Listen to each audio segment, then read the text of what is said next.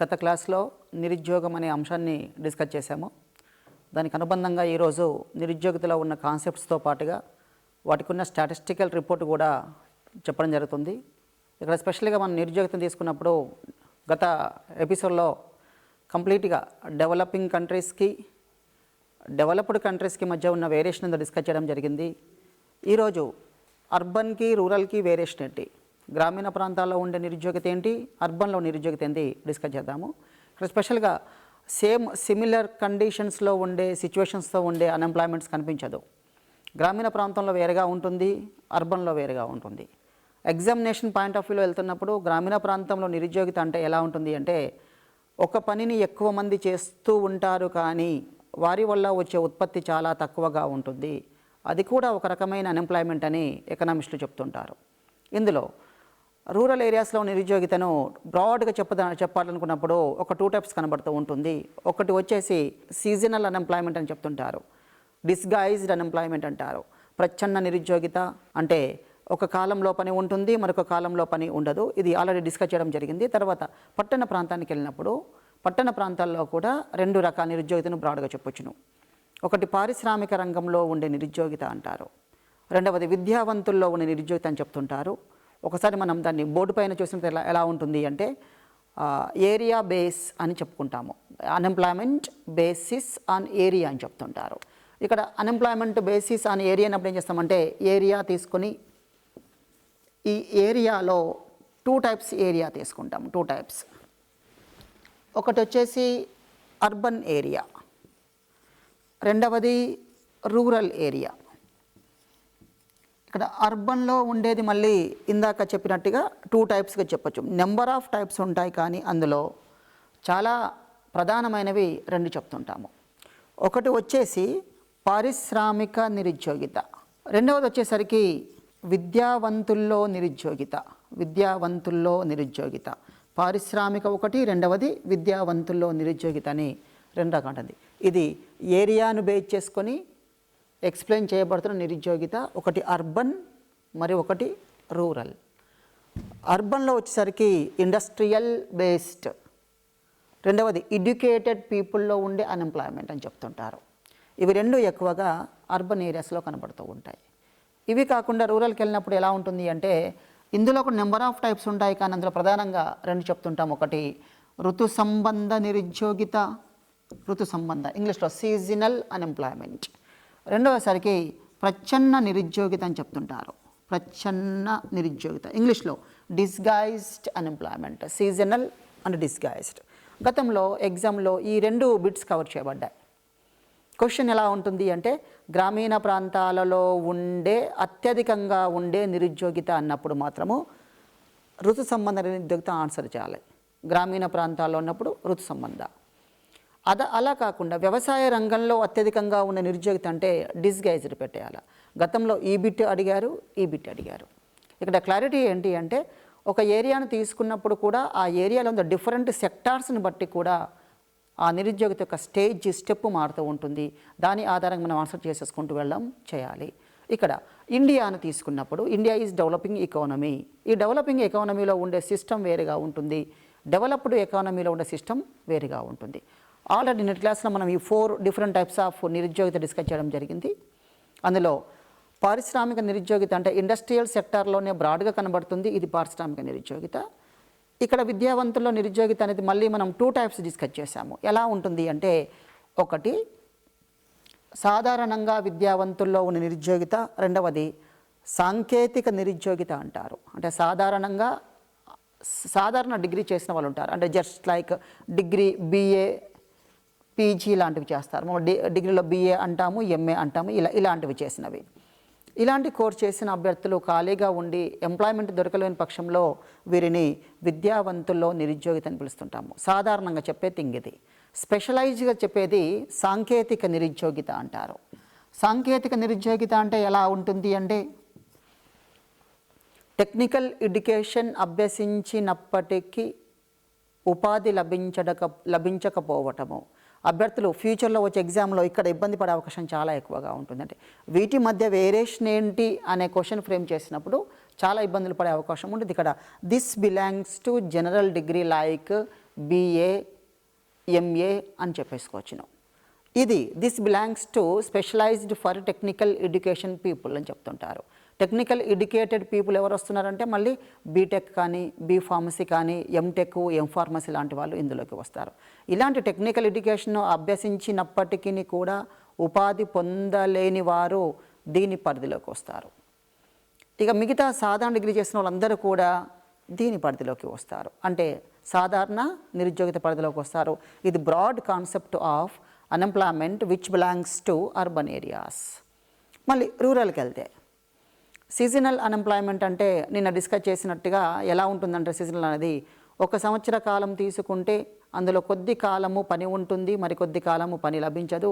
అది seasonal unemployment. ఇది స్పెషల్గా అగ్రికల్చర్తో పాటుగా రూరల్ ఏరియాస్ అన్నింటిలో కూడా కనబడుతుంది. Agriculture including all sectors in rural areas. ఇక్కడ ఎలా ఉంటుంది అంటే ఈ గ్రామీణ ప్రాంతాలలో అన్ని రంగాలు ప్రధానంగా వ్యవసాయంపైనే ఆధారపడి ఉంటాయి. కాబట్టి ఒక వ్యవసాయ రంగమే కాదు, వ్యవసాయానికి అనుబంధంగా ఉన్న అన్ని రంగాలలో కూడా నిరుద్యోగిత ఏర్పడుతుంది.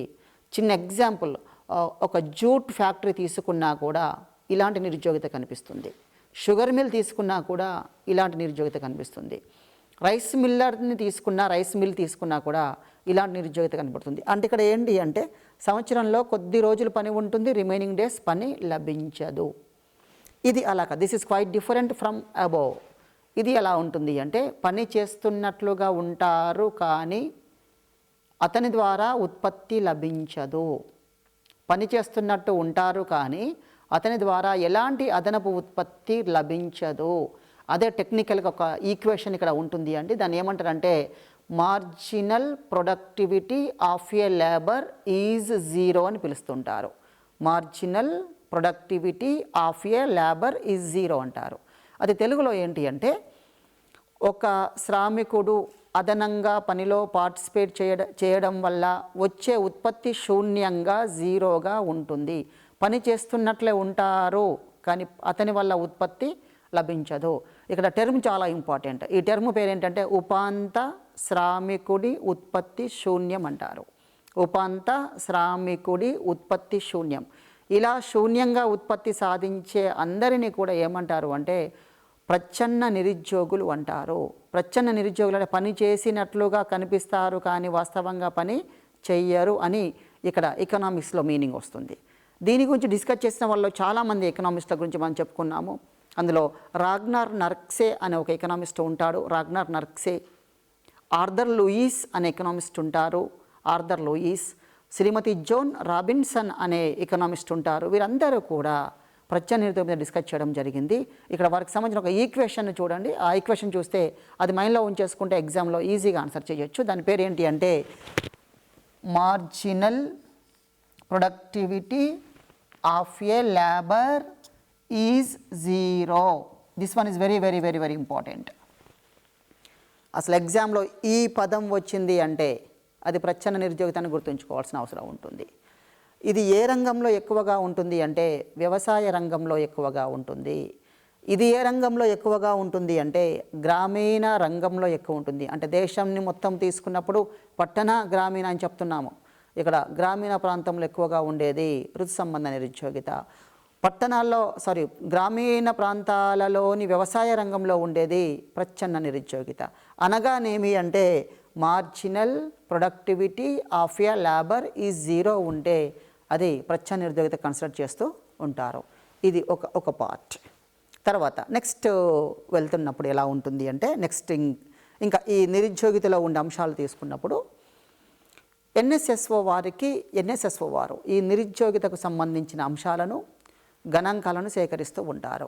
ఎన్ఎస్ఎస్ఓ దాని పేరు national sample survey office. Present office అని పిలుస్తున్నాము. గతంలో దీన్ని ఆర్గనైజేషన్ అని పిలిచేవారు. NSSO stands for National Sample Survey Organization. Present that is known as office. ఇప్పుడు భారతదేశంలో అనేక గణాంకాలు జరుగుతూ ఉన్నాయి. పేదరికం మీద కానీ, నిరుద్యోగిత మీద కానీ, ఆదాయం మీద కానీ, పెట్టుబడి మీద కానీ, గ్రామీణ ప్రాంతాల్లో ఉండే వ్యవసాయ కూలీలపై కానీ, వ్యవసాయ కార్మికులకు ఇస్తున్న వేతనాలపై కానీ, ఉపాధి శ్రామికులు కానీ ఇలా అందరికీ సంబంధించిన గణాంకాలను తయారు చేసేది ఎన్ఎస్ఎస్ఓ. ఇది ఒక సంస్థ. ఈ సంస్థ ద్వారా అన్ని గణాంకాలు సేకరించబడుతున్నాయి. ఈ సేకరణ జరిగిన తర్వాత వీటిని అఫీషియల్గా మన ఇండియాలో అనౌన్స్ చేసేది ప్లానింగ్ కమిషన్. గతంలో ఎగ్జామ్లో అడిగారు, భారతదేశంలో నిరుద్యోగాన్ని పేదరికాన్ని ఎవరు లెక్కిస్తారు అన్నారు. ఎవరు లెక్కిస్తారు అన్నప్పుడు ఆటోమేటిక్ ఆన్సర్ ఎన్ఎస్ఎస్ఓ వస్తుంది. ఈ గణాంకాలను అధికారికంగా ఎవరు ప్రకటిస్తారు అంటే ప్లానింగ్ కమిషన్ అనే పదం వస్తుంది. అయితే ప్రజెంట్ ప్లానింగ్ కమిషన్ ప్లేస్లో 2015 జనవరి 1 నుంచి నీతి ఆయోగ్ అనే సంస్థ వచ్చింది. ప్రజెంట్ ఈ నీతి ఆయోగ్ సంస్థనే గతంలో ప్లానింగ్ కమిషన్ చేసిన అన్ని అంశాలను ప్రజెంట్ ఇది ఫంక్షనింగ్ చేయడం జరుగుతూ ఉంటుంది. ఇక ఈ విధంగా గతంలో వచ్చిన క్వశ్చన్స్ను క్రోడీకరించుకోవాలి. రాబోయే క్వశ్చన్స్ ఎలా వస్తాయో చూసేసుకుంటూ సబ్జెక్ట్లో ఉన్న డెప్త్నెస్గా వెళ్తే అభ్యర్థి అచీవ్ చేయడం చాలా సులభంగా ఉంటుంది. ఇది అర్బన్ అండ్ రూరల్కి సంబంధించిన కాన్సెప్ట్. నెక్స్ట్, ఎన్ఎస్ఎస్ఓ వారు నిరుద్యోగితను డిఫరెంట్ టైప్స్గా ఎక్స్ప్లెయిన్ చేశారు. ఎన్ఎస్ఎస్ఓ వారు చెప్పినవి 3 రకాలుగా ఉంటాయి. ఎన్ఎస్ఎస్ఓ వారు ఒక డెఫినేషన్ ఉంటుంది. ఆ డెఫినేషన్ ఏంటంటే స్టాండర్డ్ పర్సన్ ఆఫ్ ఇయర్ అంటారు. స్టాండర్డ్ పర్సన్ ఆఫ్ ఇయర్ అంటారు. SPY, standard person of year, SPY. 2012 group 2లో వచ్చిన బిట్ ఇది. ఇక్కడ వ్యక్తి ప్రామాణిక సంవత్సరం అంటారు. వ్యక్తి ప్రామాణిక సంవత్సరము. ఒక వ్యక్తి ఒక సంవత్సర కాలంలో 273 రోజులు పనిలో పాల్గొన్నట్లయితే అతనిని స్టాండర్డ్ పర్సన్ ఆఫ్ ఇయర్ అంటారు. ఒక వ్యక్తి ఒక సంవత్సర కాలంలో 273 రోజులు పనిలో పాల్గొన్నట్లయితే అతన్ని వ్యక్తి ప్రామాణిక సంవత్సరం అని పిలుస్తూ ఉన్నారు. ఇక్కడ రోజుకు సగటున 8 గంటలు పని చేయాల్సిన అవసరం ఉంటుంది. అంటే రోజుకు 8 గంటలు పనిచేసే వారు కూడా ఉద్యోగులుగానే భావిస్తూ ఉంటారు. ఈ ఎన్ఎస్ఎస్ఓ వారు భారతదేశంలో నిరుద్యోగితను 3 రకాలుగా చెప్పడం జరిగింది. ఇది ఎలా ఉంటుందంటే, ఒకటి సాధారణ స్థితి నిరుద్యోగిత, వారంవారి స్థితి నిరుద్యోగిత, రోజువారీ స్థితి నిరుద్యోగిత అని 3 రకాలుగా చెప్పడం జరిగింది. ప్రతి కాంపిటేటివ్ ఎగ్జామ్లో ఈ 3లో ఒక క్వశ్చన్ ఫ్రేమ్ చేస్తూ ఉన్నారు. కొద్దిగా అభ్యర్థులు ఏంటి అంటే గత అంశాలను విశ్లేషించుకుంటూ ప్రిపేర్ అయితే ఈజీగా రీచ్ అవ్వచ్చు.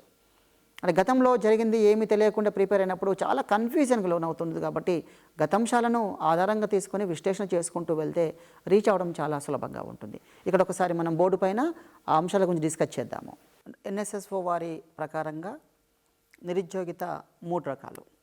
స్టాండర్డ్ పర్సన్ ఆఫ్ ఇయర్స్ అనేది కాకుండా 3 రకాలుగా చెప్తుంటారు. వీరు చెప్తున్నప్పుడు ఏం చేశారు అంటే ఒక టెక్నికల్ థింగ్ తీసుకొని ఆ థింగ్ ఆధారంగా ఎక్స్ప్లెయిన్ చేశారు. ఒకటి వచ్చేసి మొత్తం ఇయర్ లాంగ్ తీసుకున్నారు. ఒక సంవత్సర కాలం తీసుకొని ఈ సంవత్సరం మొత్తంలో పని తక్కువగా లభించిన వ్యక్తులందరూ సాధారణ స్థితి నిరుద్యోగులు అని పిలవడం జరిగింది. అంటే ఇక్కడ డ్యూరేషన్ వచ్చి మొత్తం ఇయర్ అంతా తీసుకుంటారు. రెండవది వచ్చేసి ఆ పదంలోనే మీనింగ్ ఉంటుంది. వారం వారి స్థితి నిరుద్యోగిత అంటారు. వారం వారి స్థితి నిరుద్యోగిత అంటే ఇక్కడ మీనింగ్ ఏంటి అంటే ఇంగ్లీష్లో వచ్చేసరికి యూజువల్ స్టేటస్ అన్ఎంప్లాయ్మెంట్. ఫస్ట్ది వచ్చేసరికి యూజువల్ స్టేటస్ అన్ఎంప్లాయ్మెంట్. సెకండ్ సరికి current weekly status unemployment. Current weekly status unemployment. Third one సరికి current daily status unemployment. Current daily status unemployment. ఇక్కడ 3 ఉన్నాయి. ఒకటి ఇయర్ తీసుకున్నారు కాబట్టి యూజువల్ స్టేటస్ అన్నారు. రెండవసరికి వారం తీసుకునేసరికి కరెంట్ వీక్లీ స్టేటస్ అన్నారు. మూడవది కరెంట్ డైలీ అని చెప్పడం జరిగింది. ఇక ఈ విధంగా ఒకటి రోజువారీగా తీసుకుంటారు, ఒకటి వారం తీసుకుంటారు, మరొకటి సంవత్సరం తీసుకుంటారు. ఈ సంవత్సరం మొత్తం కాలంలో పని లేకపోతే సాధారణ స్థితి నిరుద్యోగిత అంటారు. వారంలో అన్నప్పుడు ఒక టెక్నికల్ పాయింట్ అక్కడ ఉందన్నమాట. వారం అనేది ఏం చేశారంటే సర్వే జరుగుతున్న గత 5 రోజుల కాలంలో ఏ ఒక్క రోజు కూడా 1 గంట కూడా పని లభించకపోతే దాని పేరు వారం వారి నిరుద్యోగిత అనే పేరు పెట్టుకున్నారు. ఆ తర్వాత డైలీ స్టేట్స్ వచ్చేసరికి సర్వే జరుపుతున్న రోజులలో వారం రోజులలో ఏదైనా 1 గంట కూడా పని చేయని వారందరూ కూడా రోజు వరుసతి నిరుద్యోగిత అన్నారు. ఇది 1 గంట కావచ్చును, 4 గంటల లోపు కావచ్చు అని చెప్పడం జరిగింది. ఇది కొద్దిగా టెక్నికల్ అంశాలను పొందుపరుచుకుంటూ చెప్పడం జరుగుతుంది. దీంతో పాటుగా భారత ప్రభుత్వము, ప్రణాళికా సంఘం వారు, ఎన్ఎస్ఎస్ఓ వారు ఈ మూడింట్లో రోజువారీ స్థితి నిరుద్యోగితను ఆధారంగా తీసుకొని దీనినే ఫైనల్ స్టేట్మెంట్గా చెప్పడం జరుగుతుంది. అంటే ఈ భారతదేశంలో నిరుద్యోగిత రేటును దేని ఆధారంగా లెక్కిస్తున్నారు అని ఎగ్జామినర్ అడిగినప్పుడు రోజువారీ స్థితి నిరుద్యోగిత ఆధారంగా లెక్కిస్తున్నారు, దీనినే ప్రామాణికంగా పరిగణిస్తున్నారని గుర్తుంచుకోవాల్సిన అవసరం ఉంటుంది. దీనికి తోడుగా నిరుద్యోగిత రేటును కన్సిడర్ చేస్తారు, లెక్కిస్తారు. నిరుద్యోగిత రేటు మనకు ఎకానమీలో ఎన్ని చేసిన లాస్ట్కు ఫైనల్ రిపోర్ట్, ఫైనల్ స్టేట్మెంట్ అవసరము. ఈ ఫైనల్ స్టేట్మెంట్లో ప్రజెంట్ మన దేశంలో ఉన్న నిరుద్యోగిత శాతం ఎంత, అది వెరీ వెరీ ఇంపార్టెంట్. కాన్సెప్ట్స్ ఎంత కీలకమో ఎగ్జామినేషన్ పాయింట్ ఆఫ్ వ్యూలో శాతాలు కూడా చాలా కీలకము. ఇక్కడ ప్రస్తుతం భారతదేశంలో ఉన్న నిరుద్యోగిత శాతం ఎంత అనగానే మళ్ళీ మనం ఎన్ఎస్ఎస్ఓ రౌండ్స్కి వెళ్ళాలి. ఎన్ఎస్ఎస్ఓ సాధారణంగా నిరుద్యోగిత మీద, పేదరికం మీద 5 సంవత్సరాలకు ఒకసారి సర్వే నిర్వహిస్తుంటుంది. 5 సంవత్సరాలకు ఒకసారి సర్వే సాధారణంగా నిర్వహిస్తుంది. ఇక్కడ గుర్తుంచుకోవాల్సిన అవసరం ఏంటంటే కంపల్సరీ అనేది ఏం లేదండి, అలా సుమారుగా 5 years అని గుర్తుంచుకుంటే సరిపోతుంది. ఇక్కడ ప్రజెంట్ ఉన్న రిపోర్ట్స్ ప్రకారము మనకు 2010-11 డేటా అందుబాటులో ఉంది, 2011-12 డేటా కూడా అందుబాటులో ఉంది.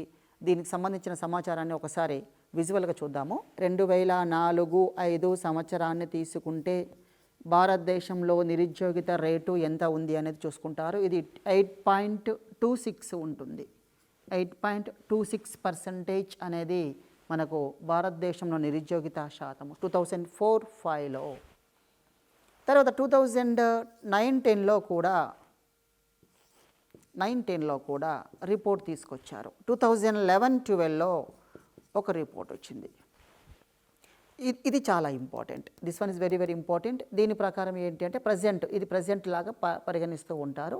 ఇది గత గణాంకాల ప్రకారం అని చెప్తుంటారు. ఈ 2009-10 గణాంకాల ప్రకారము భారతదేశంలో నిరుద్యోగిత శాతము 6.6%. 6.6%. At present 5.6%. This one is very very important. ఇక్కడ గణాంకాలు తీసుకుంటే ఇది ఎన్నవ సర్వే అనేది కూడా అడిగేసుకోకపోతే ఎన్నవ సర్వే, ఇది 68th round survey. 68th round, 68వ రౌండ్ సర్వేగా దీన్ని చెప్తుంటారు. ఈ రౌండ్ సర్వే మనకి ఇంపార్టెంట్. ఇప్పుడు దీని ప్రకారంగా 3 అంశాలు. భారతదేశంలో 68వ సర్వే ప్రకారంగా ఎన్ఎస్ఎస్ఓ లేటెస్ట్ రౌండ్ ప్రకారంగా 2011-12లో నిరుద్యోగిత శాతం ఎంత అంటే 5.6. గత రౌండ్స్ 66వ రౌండ్, గత రౌండ్ 2009-10 రౌండ్ 66వ రౌండు. ఈ 66వ రౌండ్లో ప్రకారంగా దేశంలో నిరుద్యోగిత శాతము 6.6 అని గుర్తుంచుకోవాలి. ఇక్కడ ఎగ్జామినర్ చాలా డెప్త్గా క్వశ్చన్ ఇప్పుడు ఎలా చేస్తారంటే మ్యాచ్ ది ఫాలోయింగ్స్ అనే అవకాశం ఉంటుంది. మ్యాచ్ ది ఫాలోయింగ్స్ క్వశ్చన్ ఇలా ఉంటుంది: భారతదేశంలో నిరుద్యోగితకు సంబంధించిన గణాంకాలను సంవత్సరాల ఆధారంగా, రౌండ్స్ ఆధారంగా పేర్కొనడం జరిగింది, గుర్తించండి అంటారు. అలాంటప్పుడు మనం ఏం చేయాలి అంటే ఆ రౌండ్స్ లేటెస్ట్ రౌండ్స్ అని గుర్తుంచుకోవాలా, ఇయర్స్ గుర్తుంచుకోవాలా, ప్లస్ అక్కడ ఉన్న డేటాస్ గుర్తుంచుకుంటే సరిపోతూ ఉంటుంది. ఇది నిరుద్యోగితకు సంబంధించిన డేటాకు సంబంధించిన అంశము. మరి ఈ గణాంకాలు ఏ ప్రిన్సిపల్ బేస్డ్గా రూపొందిస్తారో చూడాలి. ఏ ప్రిన్సిపల్ బేస్డ్. ఇక్కడ ఎకానమీలో ఎలా ఉంటుందంటే లేబర్ ఫోర్స్ అని ఒక పదం ఉంటుంది, వర్క్ ఫోర్స్ అని ఒక పదం ఉంటుంది. లేబర్ ఫోర్స్, వర్క్ ఫోర్స్ అనే పదాలు ఉంటాయి. లేబర్ ఫోర్స్ అంటే ఏంటి అంటే మొత్తం జనాభాను తీసుకొని ఆ జనాభా మొత్తంలో పనిచేయడానికి అవకాశం ఉన్న గ్రూప్, ఏజ్ గ్రూప్ తీసుకుంటారు. మొత్తం జనాభా తీసుకొని ఆ జనాభాలో పనిచేయడానికి అవకాశం ఉన్న ఏజ్ గ్రూప్ తీసుకుంటారు.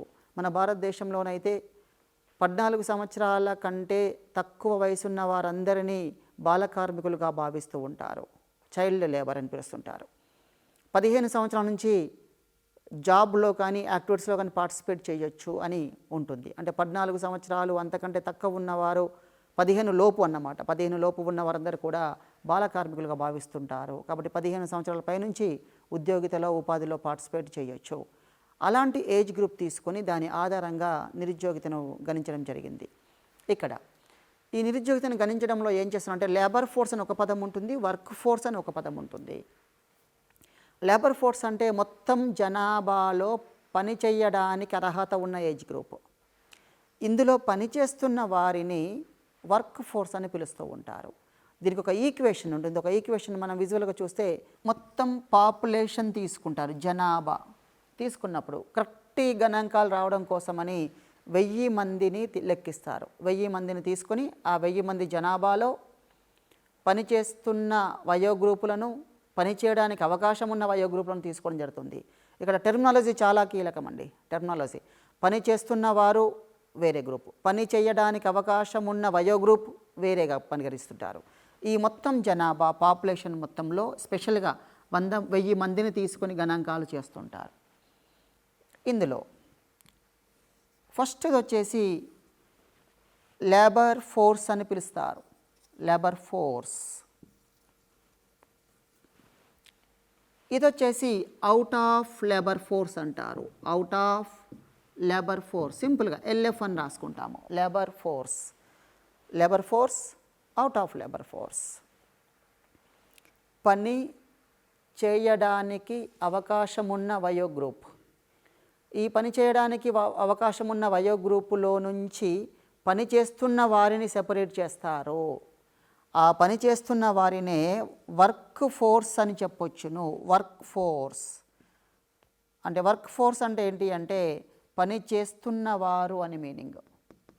వీరందరూ పని చేయడానికి అవకాశం ఉంది, వీరు మాత్రం పని చేస్తున్నారు. మిగతా వారందరూ కూడా అన్ఎంప్లాయ్మెంట్గా భావిస్తూ ఉంటారు. అన్ఎంప్లాయ్మెంట్, వీరే నిరుద్యోగులు, వీరే నిరుద్యోగులుగా పరిగణిస్తూ ఉంటారు. మరి అవుట్ ఆఫ్ లేబర్ ఫోర్స్ అనేది పని చేయడానికి అవకాశం లేని వయో గ్రూపుగా భావించాలి. అందులో అందరూ పెన్షనర్స్ అందరు దాని పరిధిలోకి వస్తారు. పెన్షనర్స్ దేని పరిధిలోకి వస్తారంటే అవుట్ ఆఫ్ లేబర్ ఫోర్స్. మరి యువత అందరు ఎందులోకి వస్తారంటే లేబర్ ఫోర్స్. ఇందులో పనిచేస్తున్న వారు వర్క్ ఫోర్స్. ఇతను ఎంప్లాయ్, ఇతను ఎంప్లాయ్, ఇతను అన్ఎంప్లాయ్. ఎగ్జామ్లో అడిగే అవకాశం ఉంది. ఎంప్లాయ్ అనే అతను దేనిలో భాగంగా చెప్పవచ్చునో వర్క్ ఫోర్స్ అండ్ లేబర్ ఫోర్స్లో వస్తారు. ఈ వర్క్ ఫోర్స్ను మళ్ళీ క్లాసిఫికేషన్ చేస్తుంటే 2 అంశాలు కనబడుతూ ఉంటాయి. ఒకటి వచ్చేసరికి మెయిన్ లేబర్ అంటారు, మెయిన్ వర్కర్ అని పిలుస్తుంటారు. మెయిన్ వర్కర్ ప్రధాన శ్రామికుడు, ప్రధాన శ్రామికుడు. రెండవసరికి మార్జినల్ అని చెప్తుంటారు. మార్జినల్ వర్కర్ అని పిలుస్తారు. ఒకటేమో మెయిన్, రెండవది మార్జినల్. ఇక్కడ మెయిన్ వర్కర్ అంటే ఏంటి అంటే ఒక సంవత్సర కాలంలో సగం రోజుల కంటే ఎక్కువగా పనిచేసే వ్యక్తులు అని చెప్తుంటారు. ఇక్కడ 183 రోజులు అంతకంటే ఎక్కువ రోజులు పనిచేసే వారందరూ మెయిన్ వర్కర్స్గా భావిస్తుంటారు. 183 రోజుల కంటే తక్కువ పనిచేసే వారందరూ కూడా మార్జినల్ వర్కర్స్గా భావిస్తారు. తెలుగులో ప్రధాన శ్రామికుడు లేదా కార్మికుడు, ఉపాంత కార్మికుడుగా భావిస్తూ ఉంటారు. ఈ విధంగా ఒక 1000 మందిని తీసుకొని సింప్లిఫై చేయడం కోసం అని 1000 మందిని తీసుకొని ఆ 1000 మందిలో పనిచేస్తున్న వారు ఎంతమంది అంటే వీరు వస్తారు వర్క్ ఫోర్స్. పని చేయకుండా ఉండేవారు ఎంతమంది అన్ఎంప్లాయీస్. కండిషన్ ఉంటుంది ఇక్కడ, పని చేయడానికి సిద్ధంగా ఉంటున్నారు కానీ పని లభించడం లేదు, అలాంటి వారు అన్ఎంప్లాయీస్గా భావించాలి. అందులో 183 డేస్ పనిచేసేవారు మెయిన్ వర్కర్, అంతకన్నా తక్కువ చేసేవారు మార్జినల్ వర్కర్. ఈ విధంగా మన దేశంలో లెక్కిస్తుంటారు. ఇలా లెక్కించిన తర్వాత కూడా ఫైనల్గా మనకు వచ్చేసరికి శాతంలో చెప్పుకుంటాము. ఆ పక్కన రాసినవి పైన రాసినవన్నీ శాతాలుగా భావించాలి. శాతం అనేది 100కు లెక్కిస్తూ ఉంటారు. 100 అనేది తీసుకొని ఒక 100కి శాతాన్ని లెక్కిస్తూ ఉంటారు. ఇప్పుడు మన దేశంలో అయితే రైట్ నౌ 5.6% అన్ఎంప్లాయ్మెంట్ కనబడుతుంది. గత గణాంకాల్లో 6.5% కనబడుతుంది. అంతకుముందు చూసుకుంటే 8.26% కనబడుతుంది. ఒకసారి మనం బ్రాడ్గా విశ్లేషణ చేసుకుంటుంటే the unemployment rate of India is gradually decreasing. అది స్టార్టింగ్లో 2004-05లో 8% నుంచి 6కి రైట్ నౌ 5.6కి రీచ్ అయినది. అంటే government of India and states are providing employment to youth and different category people అని భావించే అవకాశం ఉంటుంది. ఈ విధంగా ఆ గణాంకాలే మనకు ఆధారంగా చెప్పడం జరుగుతుంది. ఇది నిరుద్యోగం సంబంధించిన ఎన్ఎస్ఎస్ వారి కాన్సెప్ట్ అండ్ వాటి యొక్క సమాచారము అండ్ విశ్లేషణ చెప్పడం జరిగింది. ఇక్కడ ప్రధానంగా గుర్తుంచుకోవాల్సింది ఏంటి అంటే ఎస్పీవైని రిమైండ్ చేసుకోవాలి. SPY standard person of year, అది గుర్తుంచుకోవాలి. ఇక్కడ చిన్న తేడా ఉంటుంది. ఎస్పీవైకి మార్జినల్ వర్కర్కి ఆ నిర్వచనాల్లో తేడా ఉంటుందని జాగ్రత్తగా అబ్జర్వ్ చేసుకుంటే అభ్యర్థి ఎగ్జామ్లో డిస్టర్బ్ అవ్వకుండా ఉంటుంది. స్టాండర్డ్ పర్సన్ ఆఫ్ ఇయర్ అంటే ఒక సంవత్సర కాలంలో 273 రోజులు పనిచేసేవారు స్టాండర్డ్ పర్సన్ ఆఫ్ ఇయర్. 183 రోజులు అంతకన్నా ఎక్కువ పనిచేసేవారు ఎవరు అంటే మెయిన్ వర్కర్ అని గుర్తుంచుకోవాలి. అతను స్టాండర్డ్ పర్సన్ ఆఫ్ ఇయర్, ఇతను మెయిన్ వర్కర్. అంతకన్నా తక్కువ చేసేవాడు మార్జినల్ వర్కర్, అసలే పని లేకపోతే నిరుద్యోగి, సంవత్సరంలో కొద్ది కాలం పాటు పని ఉంటే ఋతు సంబంధ నిరుద్యోగి, ఒక పనిని ఎక్కువ మంది చేస్తే ప్రచ్ఛన్న నిరుద్యోగులు. ఇక ఇలా లింకప్ చేసుకుంటూ ప్రతిదీ కూడా డిఫరెంట్ వేలో అధ్యయనం చేసుకుంటూ వెళ్తే ఎగ్జామ్ పాయింట్ ఆఫ్ వ్యూలో ఈజీగా రీచ్ అవ్వచ్చును. నిరుద్యోగం ఎందుకు పెరుగుతుంది, కారణాలు ఏంటి అంటే ఫస్ట్ థింగ్ వచ్చేసరికి మన దేశంలో అన్ని సమస్యలకు ప్రధాన కారణము జనాభాగా తీసుకుంటారు. అంటే జనాభా యొక్క గ్రోత్ రేటు చాలా ఎక్కువగా ఉండడం వల్ల ఒకవైపు నిరుద్యోగము, మరొక వైపు పేదరికం పెరుగుతూ ఉన్నాయి. దీనికితో పాటుగా దేశంలో ఆదాయ వ్యత్యాసాలు, ప్రాంతీయ వ్యత్యాసాలు కూడా విపరీతంగా పెరుగుతూ ఉన్నాయి. ఈ అన్నిటికీ కారణాలు ఏంటి అంటే ప్రధానమైన అంశంగా జనాభాను తీసుకుంటుంటారు. ఇక్కడ జనాభాను తగ్గించడానికి చర్యలు తీసుకోవాల్సిన అవసరం ఉంటుంది. ఎప్పుడైనా కారణం అధ్యయనం చేస్తున్నప్పుడు, ఏ సబ్జెక్టులో కానీ కారణము అధ్యయనం చేస్తున్నప్పుడు దానికి ఉండే ప్రతిఫలాలు ఏంటి అధ్యయనం చేయాలి. ఇక్కడ ప్రతిఫలాలు మీన్స్ రిజల్ట్స్ పాజిటివ్ ఆస్పెక్ట్లోను నెగటివ్ ఆస్పెక్ట్లోను డిస్కస్ చేయడానికి ట్రై చేయాలి. ఇక్కడ భారతదేశానికి అతిపెద్ద సమస్య ఏంటి అంటే జనాభాను చెప్తున్నప్పుడు వెంటనే జనాభాను తగ్గించడానికి భారత ప్రభుత్వం ఎలాంటి చర్యలు తీసుకుంటున్నది అని అధ్యయనం చేసుకుంటూ వెళ్ళాలి. ఇలా అధ్యయనం చేసినప్పుడు గ్రూప్ 1, గ్రూప్ 2నే కాకుండా గ్రూప్ 1 మెయిన్స్లో కూడా ఆన్సర్ చేయడానికి చాలా తేలిగ్గా ఉంటుంది. ఇక్కడ ఫస్ట్ ఆఫ్ ఆల్ జనాభా ప్రధాన సమస్య. దీన్ని తగ్గించడం కోసం భారత ప్రభుత్వం 1952 నుంచి ఫ్యామిలీ ప్లానింగ్ సిస్టమ్ని ఇంప్లిమెంట్ చేస్తుంది. ఈ ఇంప్లిమెంటేషన్ వల్ల జనాభా ర్యాపిడ్గా తగ్గించడానికి ప్రయత్నం చేస్తున్నది. ఆ ప్రాసెస్ ఇంకా కొనసాగుతూనే ఉందని చెప్పడానికి అవకాశం ఉంది. ఇలా సెకండ్ థింగ్ తీసుకుంటే భారతదేశంలోని గ్రామీణ ప్రాంతాలు ఎక్కువ కాబట్టి ఈ గ్రామీణ ప్రాంతాల్లో ఉండే సమస్యలు కూడా నిరుద్యోగత కారణమవుతుంది. ఇక్కడ సమస్య ఏంటి అంటే పూర్వకాలంలో ఆంగ్లేయులు రాకపురము మన భారతదేశంలో స్వయం సమృద్ధి ఎక్కువగా ఉండేది. అందులో భాగంగా చేతి వృత్తులు, హస్తకళలు, గ్రామీణ కుటీర పరిశ్రమలు చాలా ఎక్కువ ఉండేవి. వాటి యొక్క సంఖ్య రోజు రోజుకు తగ్గిపోయింది.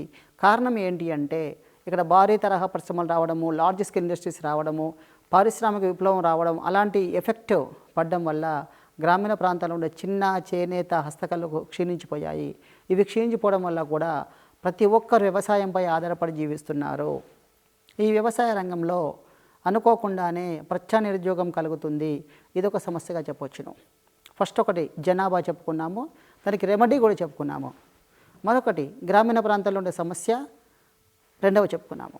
ఇక్కడ మూడో అంశం ఏంటి అంటే భారతదేశంలో కొన్ని భారీ తరహా లార్జ్ స్కేల్ ఇండస్ట్రీస్ వస్తున్నాయి, కానీ ఇవి ఒకే చోట కేంద్రీకృతం కాబడుతూ ఉన్నాయి.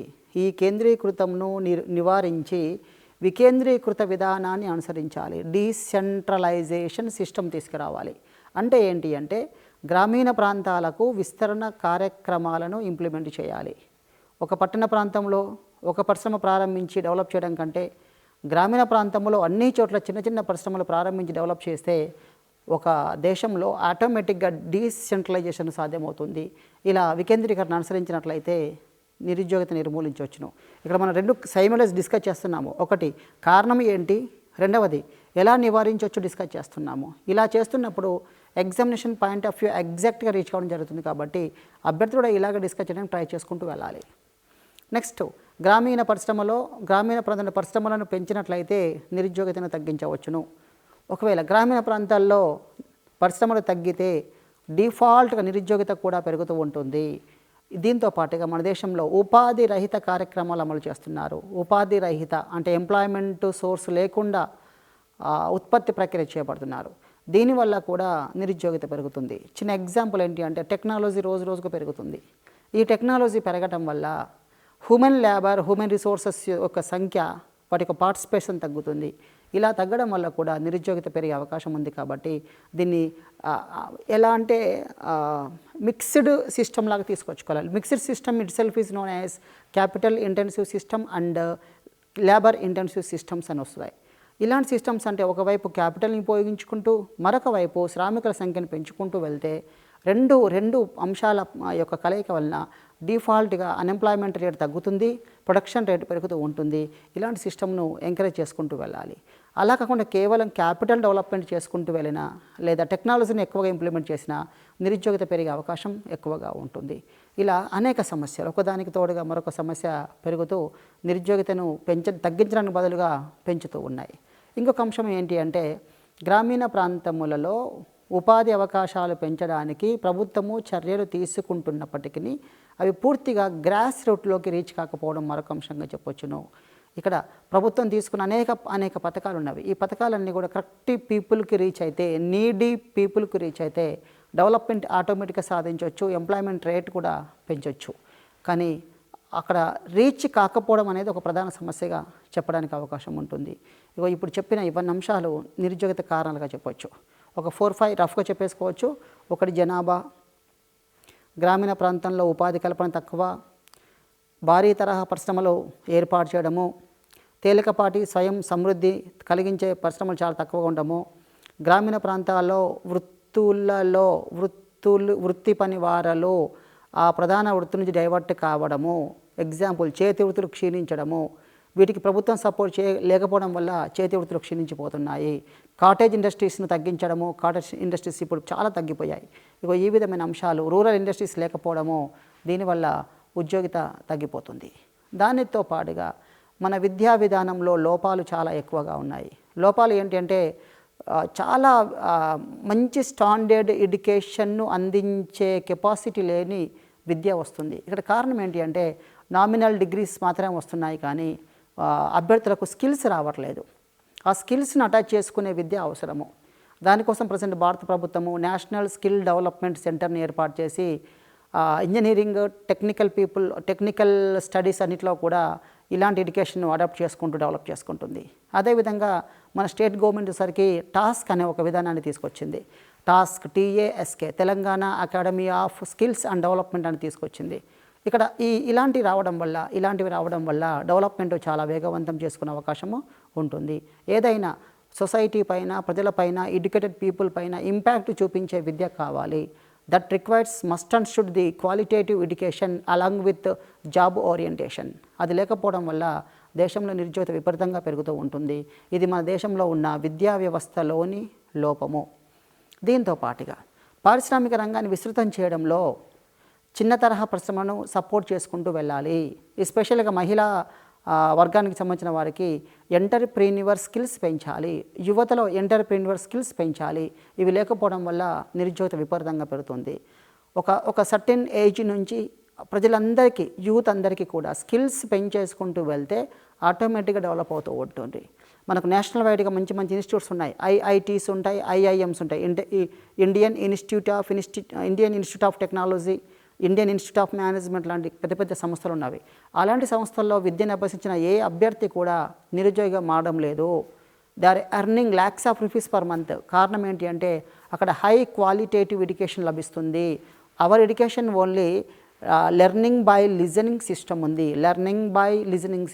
దీనికి బదులుగా లెర్నింగ్ బై డూయింగ్ సిస్టమ్ తీసుకొచ్చినట్లయితే అన్ఎంప్లాయ్మెంట్ను ఇరాడికేట్ చేయడం అనేది చాలా చిన్న సమస్యగా కనబడుతుంది. అంటే గవర్నమెంట్ తీసుకునే అన్ని యాక్షన్లో కూడా ప్రతి అభ్యర్థి లెర్నింగ్ బై డూయింగ్, విద్యను నేర్చుకుంటూనే ఏదో ఒక కార్యకలాపం చేయడానికి, స్కిల్స్ పెంచడానికి ప్రయత్నం చేయాలి. ఇప్పుడు నేషనల్ వైడ్గా NAC అనే ఒక సంస్థ ఉంది. NAC national academy of construction ఉంది.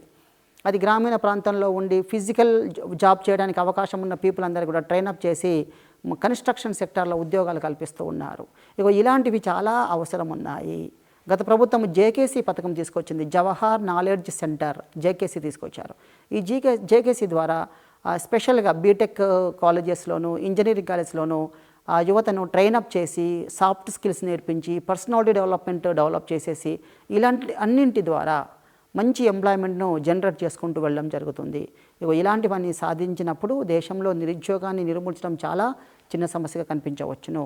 ఇవి నిరుద్యోగితకు కారణాలుగా పరిగణిస్తుంటారు. మరొక వైపు నిరుద్యోగితకి నిర్మూలన చర్యలు ప్రభుత్వం ఏమైనా చేపట్టిందా? ఫస్ట్ బెస్ట్ థింగ్ ఏంటి అంటే నిరుద్యోగ నిర్మూలించాలి అంటే అభివృద్ధిని వేగవంతం చేయాలి. Accelerated growth rate must be achieved in economy. దాని ద్వారా నిరుద్యోగితను ఈజీగా తగ్గించవచ్చును. వేగవంతమైన అభివృద్ధిని పెంచుకుంటూ వెళ్ళాలి ఫస్ట్ థింగ్. ఇలా పెంచుతున్న కార్యక్రమంలో భాగంగా అందరినీ ఉత్పత్తిలో పార్టిసిపేట్ అయ్యేలా ట్రై చేయాలి. అగ్రికల్చర్ సెక్టార్ కావచ్చును, ఇండస్ట్రియల్ సెక్టార్ కావచ్చును, సర్వీస్ సెక్టార్ కావచ్చును, ఇర్రెస్పెక్టివ్ ఆఫ్ సెక్టార్. ఆ సెక్టార్లలో అందరినీ మోటివేషన్ కలిగించినట్లయితే అందరూ అన్ని రంగాలలో ఎగ్జిస్ట్ అయిపోతారు, డెవలప్మెంట్ ఆటోమేటిక్గా అయిపోతుంది. ఇలాంటివి కావాలంటే 2 అంశాలు. అభ్యర్థులకు విద్యార్థులకు స్కిల్స్ నేర్పించడం ఒక అంశము. 2వ అంశము వీరికి కావాల్సిన పరపతి రుణాలు లోన్స్ను ప్రభుత్వం ప్రొవైడ్ చేయాలి. ఇవి 2 చేసినప్పుడు ప్రజలందరూ కూడా ఏదో ఒక యాక్టివిటీలో ఎంగేజ్ చేయబడుతూ ఉంటారు. అలాంటివి చేయడానికి వీలు కాని పక్షంలో నిరుద్యోగం ఇంకా పెరుగుతూ ఉంటుంది. ఇక్కడ ప్రధానంగా 2 అంశాలు చెప్తుంటాము. పరపతి కల్పించాలి, సబ్సిడీ ఇవ్వాలి అంటాము. ఈ పరపతి కల్పిస్తూ సబ్సిడీని కూడా కల్పించినట్లయితే అందరూ యువకులు కూడా ఓన్ ఎంటర్ప్రీన్యూర్ స్కిల్స్ని డెవలప్మెంట్ చేసేసుకుంటూ వెళ్తారు. ఇక్కడ ఇండియాలో వచ్చిన పెద్ద సమస్య ఏంటంటే ఎంటర్ప్రీన్యూర్ స్కిల్స్ను డెవలప్ చేసుకోలేకపోతున్నారు. గతంలో పూర్వకాలంలో ఆంగ్లేయులు చెప్పినట్టు భారతీయ విద్యా విధానము ఒక గుమస్తాను తయారు చేస్తుంది, కానీ ఒక అధికారిని తయారు చేయలేకపోతుంది. కారణం ఏంటి అంటే విద్యా విధానంలో లోపాలు. దానికి ప్రభుత్వం కరెక్ట్గా ప్రాపర్ వేలో వాట్ ఎవర్ సిస్టమ్ రిక్వైర్డ్ అది ప్రొవైడ్ చేయలేకపోవడం కూడా కారణంగా చెప్పొచ్చును. ఒకవేళ వీటన్నిటిని అడాప్ట్ చేసుకొని ఇంప్లిమెంట్ చేస్తే ఎకానమీ ప్యారలల్గా అన్ని సెక్టార్ డెవలప్మెంట్ అవుతుంది. ఇక్కడ స్పెషల్గా 3 సెక్టార్లను బ్యాలెన్స్ చేసేసుకుంటూ వెళ్ళాలి. ప్రజెంట్ మన ఇండియాలో అయితే అండ్ మన రాష్ట్రంలో అయినా కూడా వ్యవసాయ రంగం యొక్క డామినేషన్ చాలా ఎక్కువగా ఉంటుంది. People are depending much and more on agriculture sector. మళ్ళీ వ్యవసాయ రంగంకు పక్కన వెళ్తుంటే పారిశ్రామిక రంగము దాని యొక్క వెర్షన్ వేరేగా ఉంటుంది. Our industrial sector purely depending on agriculture system అని చెప్తూ ఉంటారు. 3వది సేవా రంగము. సేవా రంగంలో అన్ని సెక్టార్స్ ఈక్వల్గా ప్యారల్ డెవలప్మెంట్ కావడం లేదు. ఇవన్నీ సాధ్యం చేసినట్లయితే దేశంలో నిరుద్యోగిత నిర్మించడం చాలా తేలిక అవుతుంది. కాబట్టి ఈ 3 రంగాలలో యువతను సపోర్ట్ చేసుకుంటూ వెళ్ళాలి, ఎంకరేజ్ చేసుకుంటూ వెళ్ళాలి. అప్పుడు నిరుద్యోగిత నిర్మూలించే అవకాశం ఉంటుంది. ఇవన్నింటికి మరొక సైడ్గా వెళ్తుంటే ప్రభుత్వం కల్పించే పథకాలు చెప్తుంటారు. ఆ పథకాలు మళ్ళీ 2 టైప్స్ చెప్తుంటారు. ఒకటి సెల్ఫ్ ఎంప్లాయ్మెంట్ ప్రోగ్రామ్స్, మరొకటి వేజ్ ఎంప్లాయ్మెంట్ ప్రోగ్రామ్స్ అని పిలుస్తుంటారు. నెంబర్ ఆఫ్ ప్రోగ్రామ్స్ ఉంటాయి. అందులో ఎంప్లాయ్మెంట్ను పెంచడం కోసమని తీసుకునే పథకాల్లో 2 చాలా కీలకమైనవి. ఒకటి సెల్ఫ్ ఎంప్లాయ్మెంట్, మరొకటి వేజ్ ఎంప్లాయ్మెంట్ పథకాలు. ఇక్కడ సెల్ఫ్ ఎంప్లాయ్మెంట్ వేజ్ ఎంప్లాయ్మెంట్కి తేడా ఏంటి అంటే ఒకటి స్వయం ఉపాధి కోసము స్వతంత్రంగా డెవలప్మెంట్ చేయడం కోసము ఆ యువతకి స్కిల్స్ ట్రైనింగ్ ఇచ్చే పథకాలు self employment programmes. Wage employment అంటే కేవలము ఏదో ఒక పనిని చూపించి ఆ పనికి బదులుగా ఏదో కొంత వేతనము సాలరీ రూపంలో ఇస్తే దాన్ని వేజ్ ఎంప్లాయ్మెంట్ అంటారు. ఈ రెండిట్లో ది బెస్ట్ ఏదని పరిగణిస్తే సెల్ఫ్ ఎంప్లాయ్మెంట్ ది బెస్ట్గా చూడొచ్చును. కారణం ఏమిటంటే ఒక వ్యక్తి తనకు కావలసిన స్కిల్స్ నేర్చుకుంటాడు. ఆ స్కిల్స్ను తన జీవితాంతం ఉపయోగించుకుంటూ ఉత్పత్తిలో పార్టిసిపేట్ చేసుకుంటూ ముందుకెళ్ళిపోతాడు. కాబట్టి అతను ఏదో ఒక రోజున ఒక మంచి స్టేజ్లోకి వెళ్ళే అవకాశం ఉంటుంది. అతను మరికొంతమందికి ఎంప్లాయ్మెంట్ జనరేట్ చేసే అవకాశం కూడా ఉంటుంది. కాబట్టి సెల్ఫ్ ఎంప్లాయ్మెంట్ డెవలప్మెంట్ చేయాలి. ఈ సెల్ఫ్ ఎంప్లాయ్మెంట్కి మస్ట్ అండ్ షుడ్ రిక్వైరింగ్ ఏంటి అంటే ట్రైనింగ్ కావాలి. ట్రైనింగ్ కాలంలో వారికి సబ్సిడీస్ కూడా ఇవ్వాలి, స్టైఫండ్ కూడా ఇవ్వాలి. ట్రైనింగ్ అయిపోయాక లోన్స్ ప్రొవైడ్ చేయాలి. ఈ లోన్స్ ప్రొవైడ్ చేస్తున్నప్పుడు వారికి సబ్సిడీస్ కూడా కల్పించి డిస్కౌంట్స్ అలాంటివి కూడా కల్పిస్తూ ఇవ్వాలి. ఇలాంటివన్నీ ఇచ్చినప్పుడు టోటల్గా ఇవన్నీ సాధ్యమైనప్పుడు ఆ వ్యక్తి సంపూర్ణ డెవలప్మెంట్కి అవకాశం కలుగుతుంది. ఇక్కడ comprehensive development of A person అనేది తీసుకోవడం అవసరము. ఇలా కాంప్రహెన్సివ్ డెవలప్మెంట్ సాధ్యమవుతున్నప్పుడు ఆటోమేటిక్గా దేశంలో ప్రొడక్షన్ పెరుగుతుంది. ఆ ప్రొడక్షన్ వల్ల మరికొంతమంది ఎంప్లాయ్మెంట్లో పార్టిసిపేట్ చేసే అవకాశం ఉంటుంది. ఇలా ఒకదానికి తోడుగా మరొకటి అనేక రకాలుగా ఇది మల్టీ డైమెన్షనల్ ఫోర్స్గా మారిపోయే అవకాశం ఉంటుంది. కాబట్టి ఇలాంటి దాన్ని డెవలప్ చేయడానికి ప్రభుత్వం ప్రయత్నం చేయాలి. కాబట్టి చాలా వెరీ ఇంపార్టెంట్ ఈజ్ వాట్ అంటే self employment programmes. Second one is wage employment programme. ఈ వేజ్ ఎంప్లాయ్మెంట్ ప్రోగ్రాంలో ఎలా ఉంటుంది అంటే పని చేస్తే వేతనం ఇస్తారు, పని చేయకపోతే వేతనం రాదు.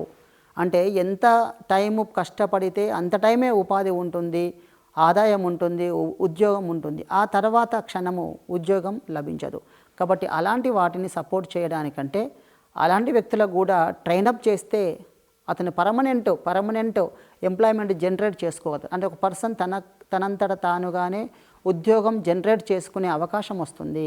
వేజ్ ఎంప్లాయ్మెంట్లో అలా ఉండదు. పని ఉంటే చేస్తాడు, లేకపోతే లేదు. ప్రజెంట్ అమలవుతున్న ఉపాధి హామీ పథకం కూడా వేజ్ ఎంప్లాయ్మెంట్ ప్రోగ్రాంగానే చెప్పొచ్చు. ఒకవేళ ఈ ప్రోగ్రామ్ని కంప్లీట్గా బ్యాన్ చేస్తే ఆ అందరి వ్యక్తుల పరిస్థితి ఏంటి అంటే వారు ఏమీ చేయలేని స్థితిలో ఉంటారు. కాబట్టి అలాంటి వారు కూడా ట్రైనప్ చేసినట్లయితే ఆ యొక్క నిరుద్యోగితను ఖచ్చితంగా తగ్గించే అవకాశం ఉంటుంది. ఇవి పథకాలు. ఈ పథకాలను ఇంకా ఇందులో నెంబర్ ఆఫ్ ప్రోగ్రామ్స్ ఉంటాయి. వాటి యొక్క పేర్లు తీసుకుంటే ఒకటి IRDP పథకం ఉంది, ట్రైజమ్ పథకం ఉంది, డ్వాక్రా పథకం ఉంది, SGSRY ఉంది, SJSRY, నెహ్రూ రోజ్గార్ యోజన, జవహర్ రోజ్గార్ యోజన, విద్యావంతులలో నిరుద్యోగులకు ఉపాధి హామీ పథకాలు. ఇలాంటి పథకాలు చాలా పథకాలు గవర్నమెంట్ ఆఫ్ ఇండియా పరిచయం చేసి ఇంప్లిమెంట్ చేస్తుంది. అయితే ఆ పథకాల్లో ప్రాబ్లం ఏంటి అంటే ప్రభుత్వం అనుకున్న టార్గెట్స్ను రీచ్ కాకపోవడము ప్రధాన సమస్యగా చెప్పొచ్చును. అంటే ఎక్కడో ఢిల్లీలో కూర్చొని ఒక ఫార్మాట్ ప్రిపేర్ చేస్తే అది గ్రాస్ రూట్లో బాటమ్ రేంజ్లో ప్రాపర్గా ఇంప్లిమెంట్ కాకపోవడం వలన ఏదో ఒక సమస్య కారణంగా అది నీడీ పీపుల్కి చేరకపోవడం వల్ల సమస్య ఎదురవుతూ ఉంటుంది. ఒకవేళ అది ప్రాపర్గా ఇంప్లిమెంట్ చేసి అన్నీ అనుకూలంగా ప్రిపేర్ చేసినట్లయితే నిరుద్యోగం నిర్మూలించడం చాలా తేలికైన అంశంగా చెప్తుంటారు. ఇంకొందరి ఎకనామిస్ట్ల ప్రకారంగా దేశంలో జనాభా ఉంటే నిరుద్యోగిత పెరుగుతుంది అనేది వాస్తవం కాదు అంటారు. కొంతమంది ఎకనామిస్టులు ఏమంటారంటే హ్యూమన్ రిసోర్స్ మానవ వనరులో జనాభా పెరుగుతున్న కొలది వారిలో స్కిల్స్ను పెంచేసుకుంటూ వెళితే డిఫాల్ట్గా వారు మంచి యువతగా తయారవుతారు. ప్లస్ ఉత్పత్తి ప్రక్రియలో పాల్గొని డెవలప్మెంట్ ప్రక్రియలో కూడా పాల్గొంటారని చెప్పడం జరుగుతుంది. అంటే ఇక్కడ ఉపాధి ఎలా అంటే వ్యక్తి తనకు తానుగా ఉపాధి జనరేట్ చేసుకునే స్థాయికి రావాలి అంటే స్వయం ఉపాధిని డెవలప్మెంట్ చేసుకోవాలి.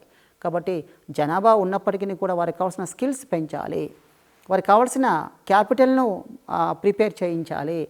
ఈ విధంగా నిరుద్యోగితను నిర్మూలించే అవకాశం ఉంటుంది. ఇందాక చెప్పిన టాపిక్లో ఒకటి కారణాలు, రెండవది నిరుద్యోగ నిర్మూలన చర్యలు. ఇందులో చాలా ఇంపార్టెంట్ థింగ్ పథకాలు. ఆ పథకాల్లో స్వయం ఉపాధి, వేతన ఉపాధి పైన ఫోకస్ చేయాలి. ఎగ్జామ్లో డెఫినెట్గా ఇప్పుడు చెప్పిన పథకాల నుంచి ఒక క్వశ్చన్ అడుగుతూ ఉన్నారు. గతంలో లాస్ట్ ఇయర్ ఎగ్జామ్లో IRDP ప్రారంభించిన సంవత్సరం అడిగారు, ఒకసారి ట్రైజమ్ అబ్రివేషన్ అడిగారు. ఇలా అన్ని పథకాలను మనం డిస్కస్ చేసుకున్న మనం ప్రణాళికలు టాపిక్లు ఇవన్నీ డిస్కస్ చేసుకుంటూ వెళ్తాం. మళ్ళీ ఒక 2-3 ఎగ్జాంపుల్స్ వాటి యొక్క అబ్రివేషన్ చెప్తాను, ఐడెంటిఫై చేయండి. IRDP అంటారు ఒక పథకము, ఇంటిగ్రేటెడ్ రూరల్ డెవలప్మెంట్ ప్రోగ్రామ్. ఇది 1978లో ప్రారంభించి 1980లో దేశవ్యాప్తంగా విస్తరించడం జరిగింది. ఇందులో గతంలో ఆ పథకంకి ఇయర్ అడిగారు, లాంచింగ్ ఇయర్ అడిగారు. ట్రైజమ్ పథకం అడిగారు, అబ్రివేషన్ అడిగారు. ట్రైజమ్ అనగానేమి TRYSEM, TRYSEM, training for rural youth and self employment programme. Training for rural youth and self employment programme అని ఒక ప్రోగ్రామ్ని కండక్ట్ చేయడం జరిగింది. ఇది స్పెషల్గా యువతకు అంటారు. యువత అంటే ఏ వయో గ్రూప్ అని అడిగారు ఎగ్జామ్లో. యువత అనగా ఏ వయో గ్రూప్. ఇక్కడ యువత అనగా ట్రైజమ్ పథకం ప్రకారంగా 18 to 35 ఇయర్స్ వస్తారు.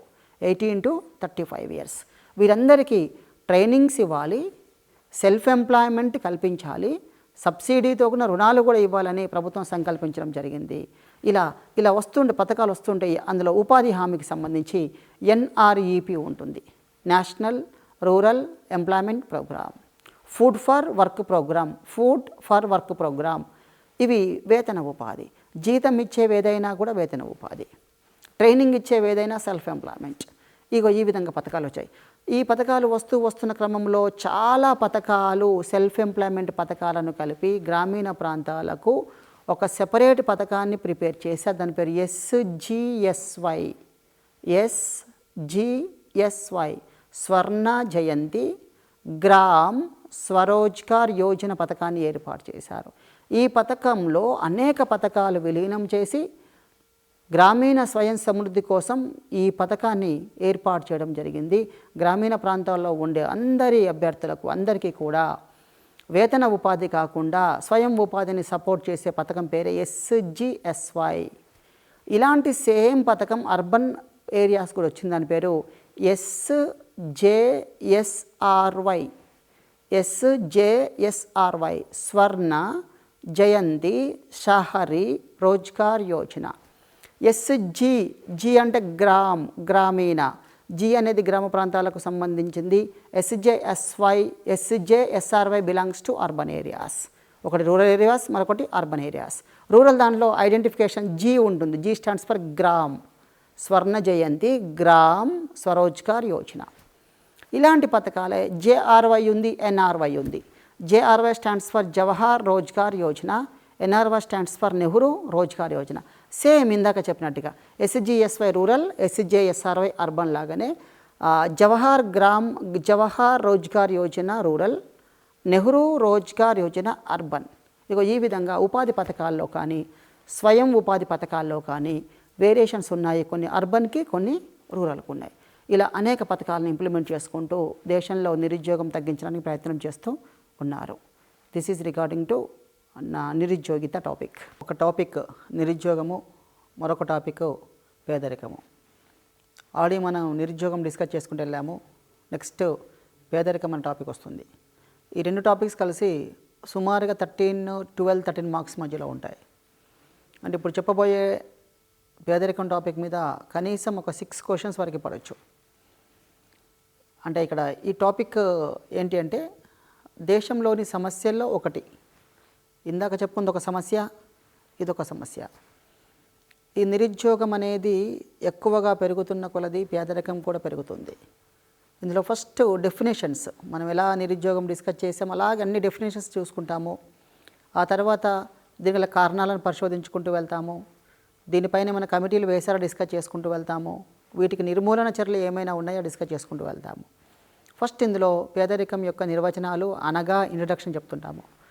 పేదరికం అనేది పాపర్ అనే ఒక పదం నుంచి వచ్చింది. పాపర్, PUAPER అనే పదం ఉంటుంది. ఈ పాపర్ అనే లాటిన్ వర్డ్ నుంచి పావర్టీ అనే పదం వచ్చింది. ఈ పావర్టీ అనే దాని నుంచి పూర్ అనే పదం వస్తుంది. అదే పూర్ అంటే పేదవారు అని మనం భావిస్తూ ఉంటాము. ఇక్కడ పాపర్ అన్న దానికి మీనింగ్ ఏం చెప్పారు అంటే పునరుత్పత్తి సామర్థ్యం లేని పశువు, బీడు భూమి అనే పదంలో వాడుతుంటారు. ఈ పాపర్ నుంచి పూర్ అండ్ పావర్టీ అనే పదాన్ని జనరేట్ చేయడం జరిగింది. ఇక్కడ పావర్టీ లేదా పేదరికం అంటే కనీస సౌకర్యాలు లేకపోవడము. టెక్నికల్ టర్మ్ ఇలా అంటారు, జీవన సౌకర్యాలు లేకపోవడము లేదా కనీస సౌకర్యాల లేమి అంటారు.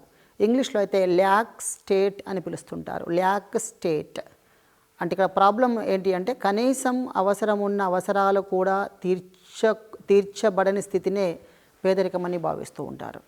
దీనికి వరల్డ్ బ్యాంక్ వాళ్ళు నిర్వచనం ఇచ్చారు, UN వారు నిర్వచనం ఇచ్చారు, గొప్ప గొప్ప ఎకనామిస్టులు అందరూ నిర్వచనం ఇచ్చారు. ఇందులో చాలా ప్రధానమైన నిర్వచనం ఏంటి అంటే ఆమర్త్యసేన్ ఇచ్చిన నిర్వచనం ఉంటుంది. ఆమర్త్యసేన్ ఏమంటారంటే పేదవాని బాధను గుడ్డివాడు సైతం చూడగలడు అనే స్టేట్మెంట్ ఇస్తారు.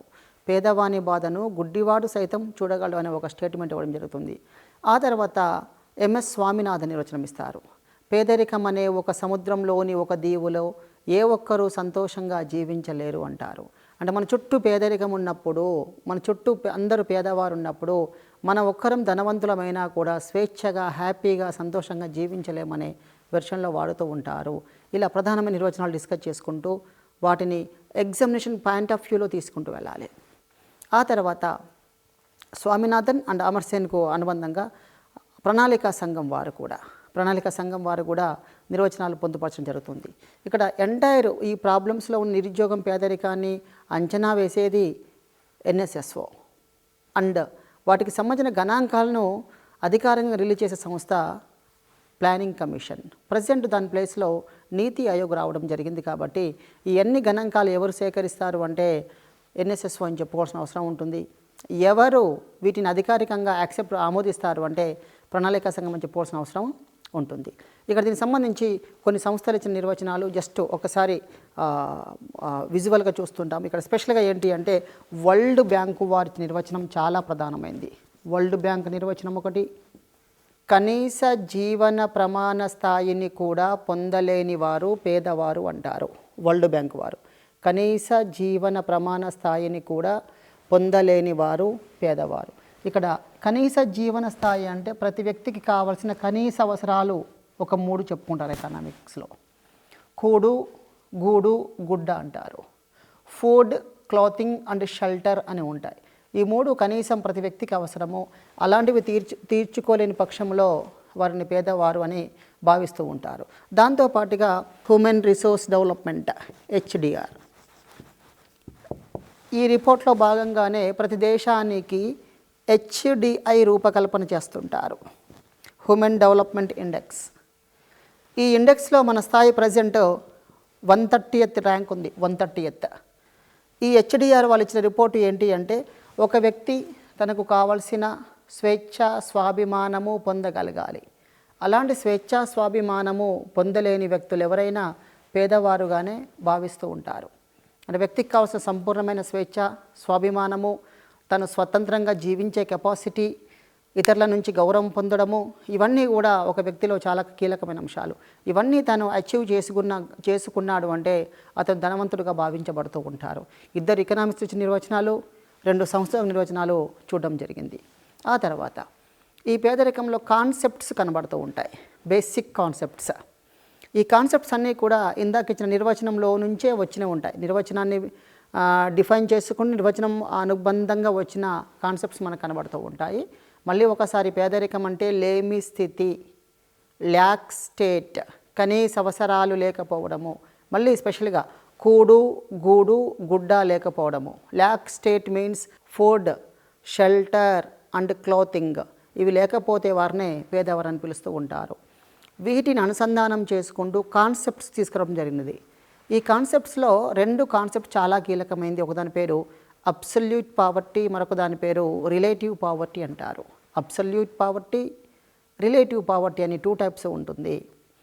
ఇక్కడ పేదరికంలో అబ్సల్యూట్ పావర్టీ అంటే ఇందాక చెప్పిన అంశమే అబ్సల్యూట్ పావర్టీగా పరిగణిస్తుంటారు.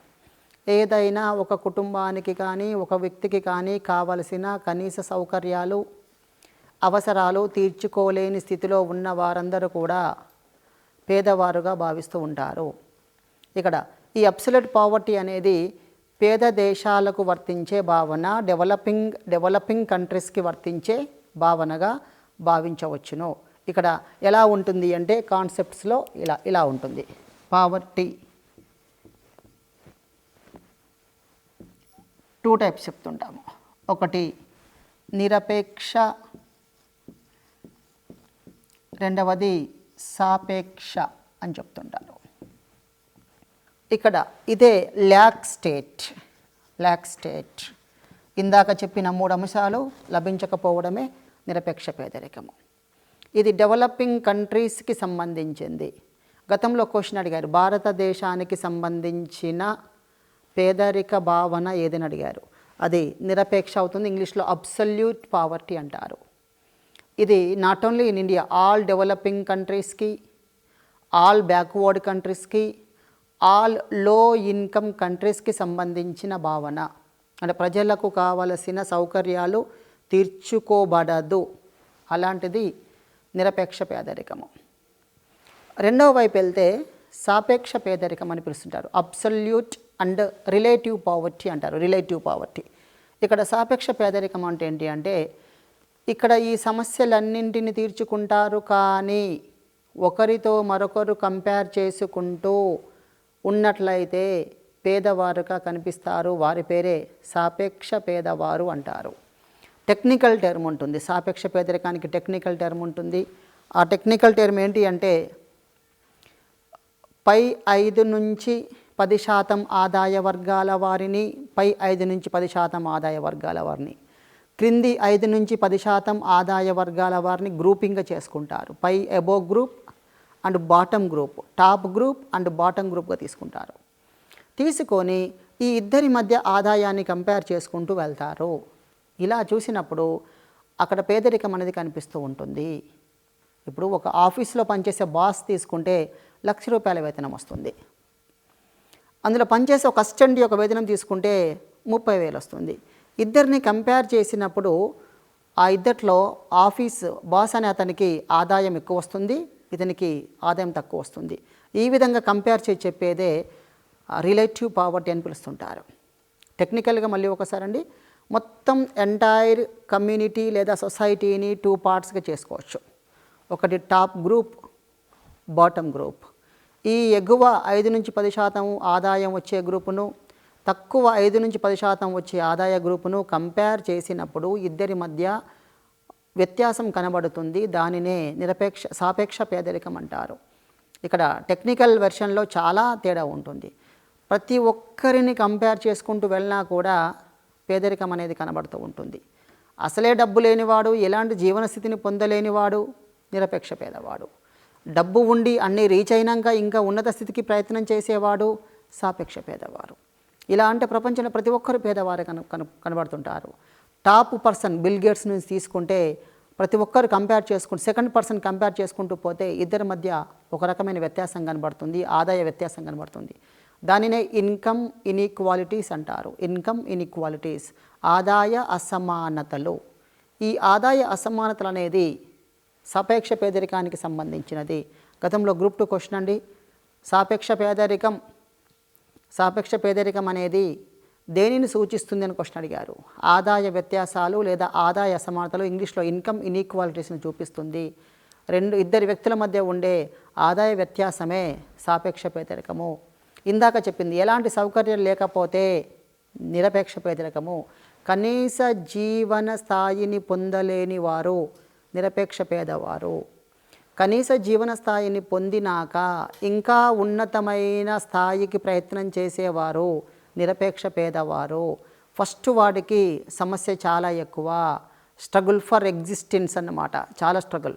రెండవ వాడికి ఉన్నతమైన స్థాయికి వెళ్ళడానికి చేసే ప్రయత్నము. ఈ విధంగా 2 రకాల పేదరికాలు ఉంటాయి. ఇందులో ఒకటి డెవలపింగ్ కంట్రీస్ సంబంధించింది, ఫస్ట్ వన్. సెకండ్ డెవలప్డ్ కంట్రీస్కి సంబంధించింది. Relative poverty belongs to developed countries, developed economy, and absolute poverty belongs to backward countries or least income countries అని చెప్తూ ఉంటారు. ఈ విధంగా పేదరికం యొక్క కాన్సెప్ట్లో 2 రకాలుగా ఉంటాయి. ఇప్పుడు మనం పేదరికం యొక్క నిర్వచనాలు డిస్కస్ చేశాము అండ్ పేదరికానికి సంబంధించిన కాన్సెప్ట్ కూడా డిస్కస్ చేయడం జరిగింది. నెక్స్ట్, పేదరికము ఎలా లెక్కిస్తారు, ఎలా అంచనా వేస్తారు, దానికి ప్రామాణికంగా తీసుకునే వర్డ్ టర్మ్ ఏంటి అనేది డిస్కస్ చేద్దాము. ఇక్కడ పేదరికానికి ప్రామాణికంగా అంచనా వేయడానికి ఎంపీసీఈ అనే ఒక పదం తీసుకుంటారు. ఎంపీసీఈ అనే పదం తీసుకుంటారు. ఎంపీసీఈ అంటే monthly per capita consumption expenditure అంటారు. Monthly per capita consumption expenditure, తెలుగులో నెలసరి తలసరి వినియోగ వ్యయము అంటారు. తలసరి నెలసరి వినియోగ వ్యయము అంటారు. ఇక్కడ ఈ వ్యయము ఏంటి అంటే ఒక వ్యక్తి తలసరి మీన్స్ పర్ హెడ్ ఒక వ్యక్తి, నెలసరి అంటే ఒక నెల మొత్తానికి అనేక వస్తువులను ఉపయోగిస్తున్నప్పుడు చేసే ఖర్చును ఆధారంగా చేసుకొని పేదరికాన్ని అంచనా వేస్తారు. పేదరికం అనే ఎంటైర్ టాపిక్లో ఈ పదానికి చాలా ప్రియారిటీ ఉంటుంది. ఇక్కడ అంటే నెలవారీ అయ్యే ఖర్చును ప్రధానంగా తీసుకుంటారు. ఈ ఖర్చు ఎలా ఉంటుంది అంటే వినియోగ ఖర్చు అని అంటారు. వినియోగ ఖర్చు కన్జంప్షన్ ఎక్స్పెన్సెస్ అని పిలుస్తుంటారు.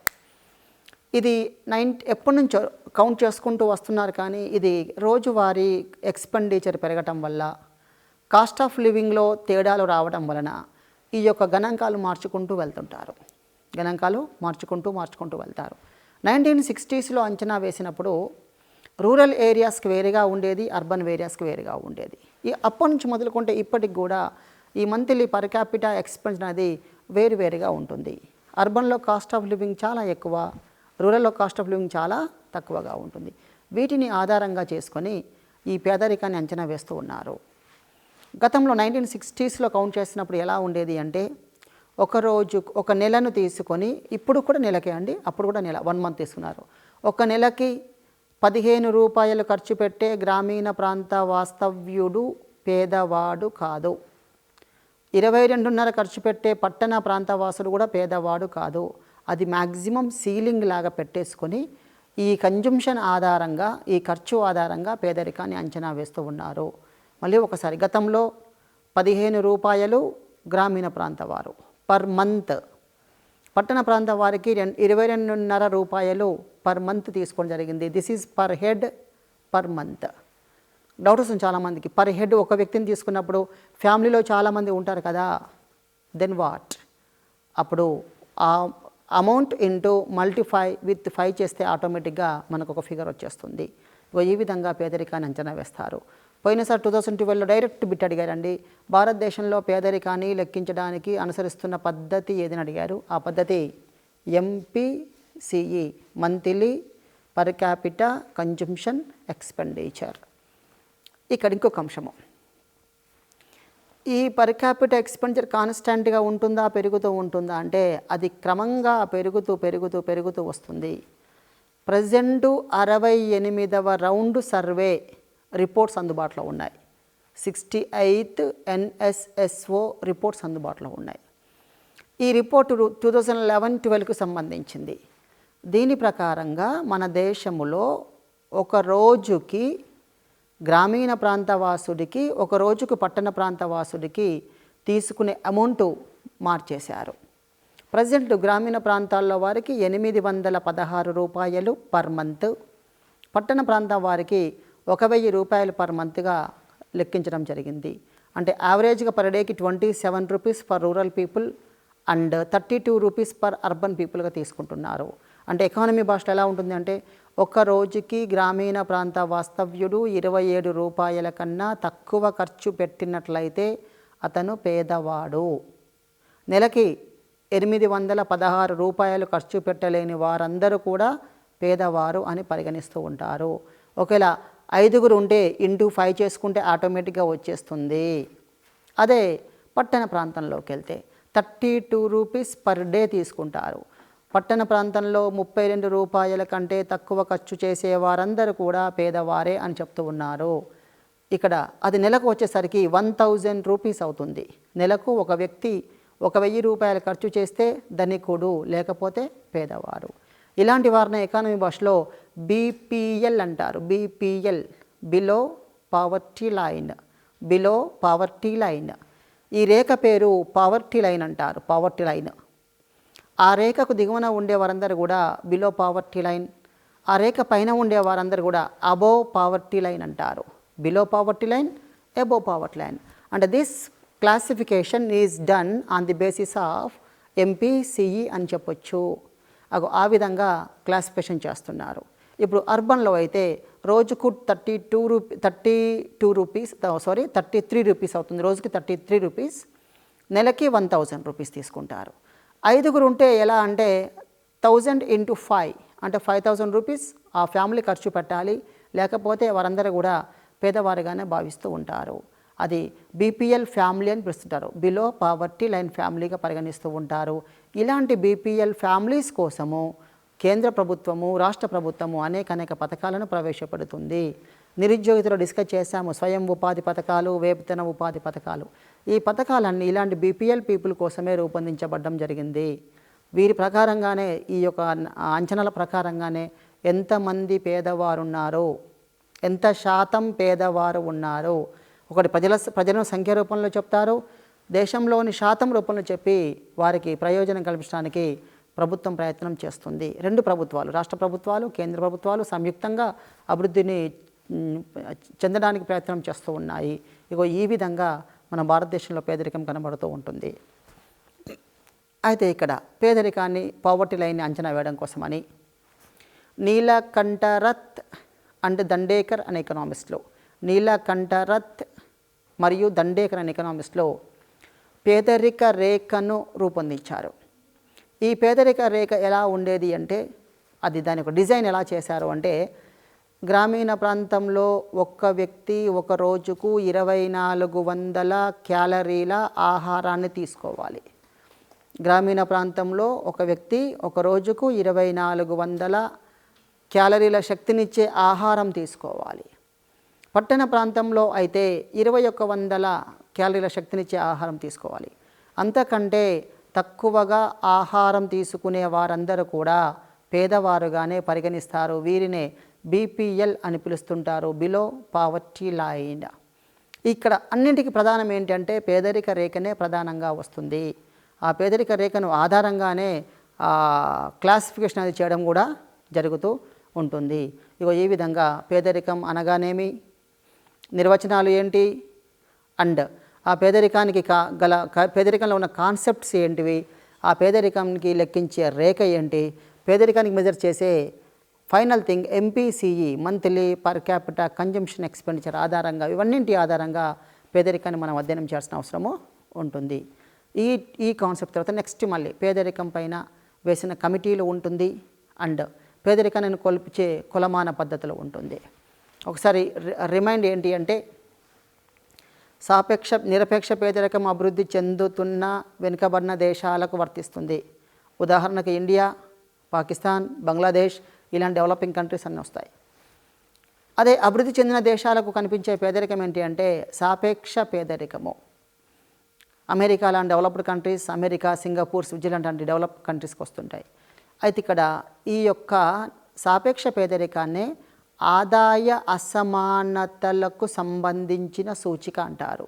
ఆదాయ వ్యత్యాసాలు, ఆదాయ అసమానతలు, ఇన్కమ్ ఇన్ఈక్వాలిటీకి సంబంధించిన అంశంగా పేర్కొంటూ ఉంటారు. ఇది సాపేక్ష మరియు నిరపేక్షం వచ్చిన ఫైనల్ థింగ్ అండి.